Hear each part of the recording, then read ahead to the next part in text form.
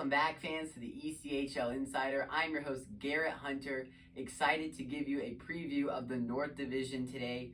In front of me, you see the teams lined up, and they do look a little bit different. That is because the Newfoundland Growlers ceased operations toward the end of last season, did not complete the regular season. Things fell apart for them, and they were not able to come back for the fall, so they are now in the ECHL graveyard, unfortunately.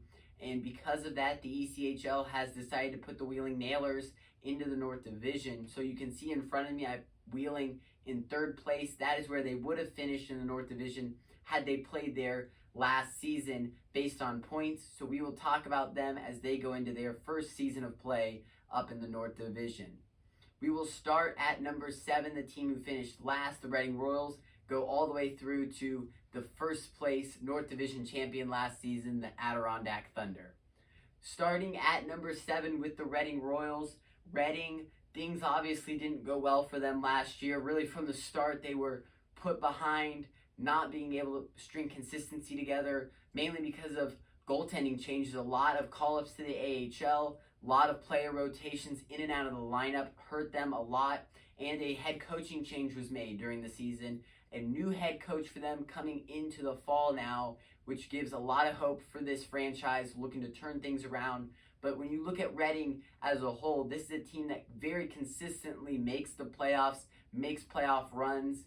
2 seasons ago and 3 seasons ago, they made it to the second round of the playoffs and were eliminated by the Growlers. So a very good franchise that is used to playoff consistency, used to playing postseason hockey, had a down season, but I think they're ready to go in the fall for another great season up in Reading. At number 6 is the Worcester Railers, and the Railers' heartbroken just kept going this season. It came down to the final day of the regular season. They had a chance to clinch a playoff spot, but were shut out 3-0 to the Trois-Rivières Lions in their regular season finale. And because of Maine's victory that day, they found themselves on the outside looking in for the 5th straight season. And Worcester has a 5-season playoff drought now. That's the most in the entire league.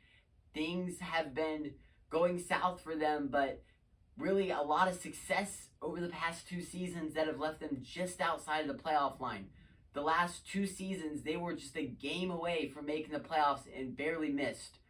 Last season, we just talked about it, they lost to Trois-Rivières. 2 seasons ago, they had a game up in Adirondack. Winner goes to the playoffs, and they unfortunately lost that game. Were a game away from making it and lost in game 72 and were eliminated. So very close. These last 2 seasons for Worcester, it came down to game 72 and they didn't make the playoffs. But now looking ahead, new head coach, new general manager in Worcester, I think a lot of reasons to be optimistic for this Railers hockey team. They come in with new coaching staff. I think a very capable one that can turn things around for them and get them into the postseason for the first time in 6 seasons, hopefully in the 2024-25 season. And at number 4, the Trois-Rivières Lions, just their 3rd season of play. They made the playoffs.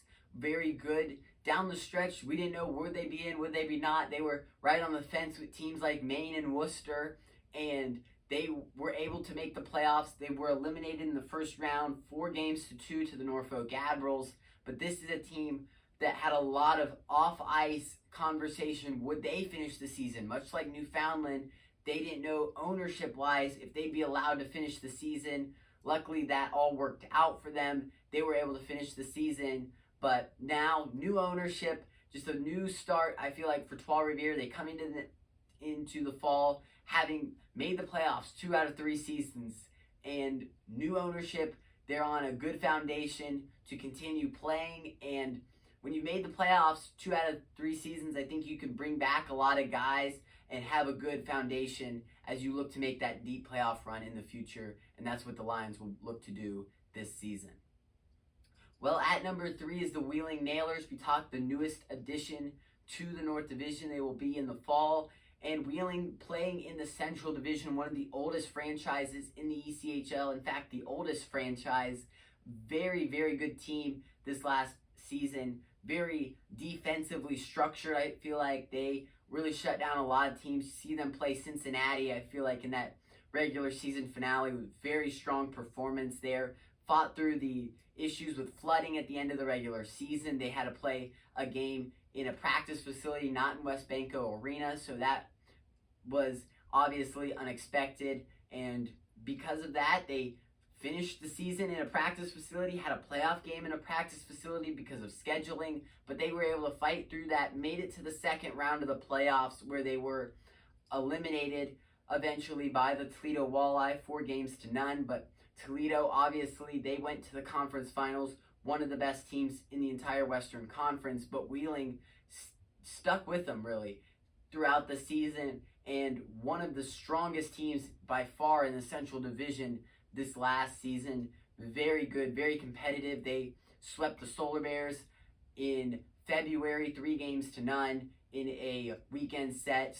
Things like that, where they were just very good down the stretch of the season. They look to take that momentum into the North Division, where completely different opponents week to week. You won't be seeing teams like Cincinnati, Indy, Toledo every week. You'll be seeing teams like Worcester, Maine, Norfolk. Norfolk, that's also something. Geographically, the closest team to Wheeling. So maybe a rivalry will develop there between the Nailers and the Admirals. We'll have to wait and see how that turns out. But a lot of fun things to look at as the Nailers begin play in a new division this fall. And at number 2, the Norfolk Admirals, one of the teams that I was most pleased with this season. Last season, it was a total bust for them. They finished dead last in the ECHL. The worst team started the season just 1-11, and coaching change was made early last season.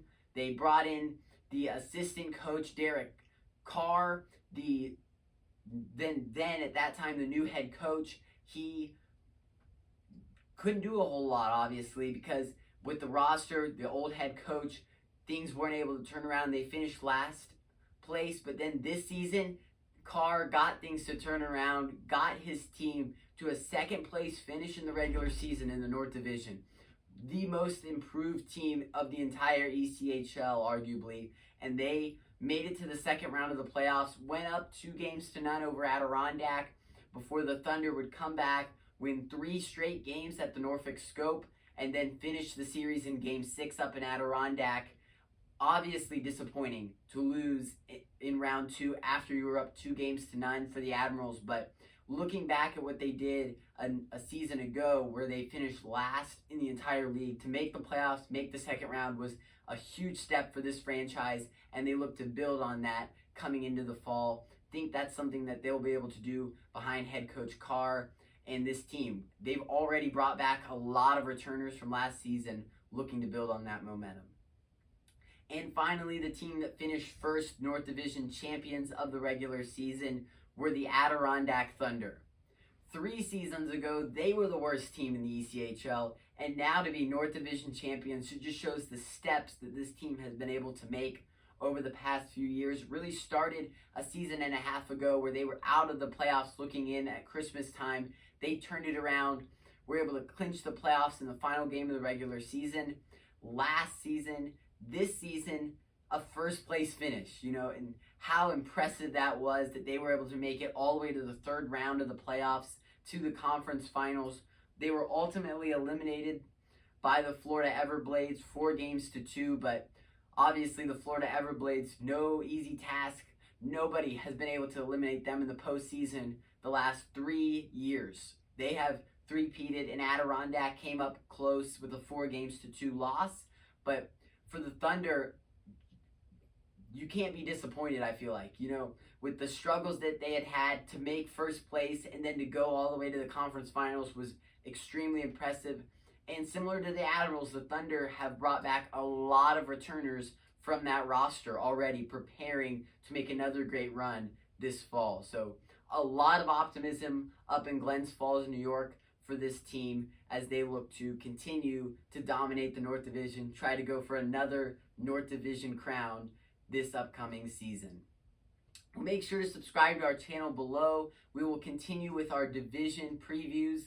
In 2 weeks, we will talk about the South Division, all 7 teams down south, and we hope that you will join us for that. Make sure to like this video if you enjoyed it, and we hope you will join us in 2 weeks for the South Division preview.